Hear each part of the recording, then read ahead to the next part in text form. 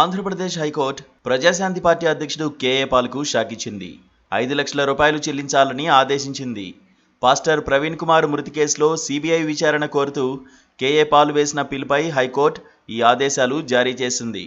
పిల్పై విచారణ జరిపే ముందు 5 లక్షల రూపాయలు హైకోర్టు రిజిస్ట్రీలో జమ చేయాలని కేఏ పాల్ను ఆదేశించింది.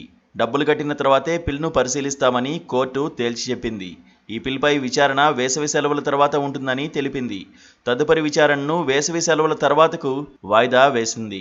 పాస్టర్ ప్రవీణ్ కుమార్ మరణంపై సిబిఐ విచారణ జరిపించాలని కేఏ పాల్ హైకోర్టులో పిల్ దాఖలు చేశారు.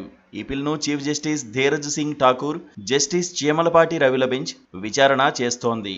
ఇప్పటికే కేఏ పాల్ స్వయంగా వాదనలు వినిపించారు. సీసీటీవీ ఫుటేజీ 3 నెలల్లో డిలీట్ అవుతుందని, కాబట్టి దాన్ని భద్రపరచాలని పోలీసులకు సూచించాలని కోరారు. సీసీ ఫుటేజ్ డిలీట్ అవుతుందని మీకెవరు చెప్పారు? వాస్తవాలు తెలియకుండా వాదనలు చేయొద్దని హైకోర్టు ధర్మాసనం హెచ్చరించింది.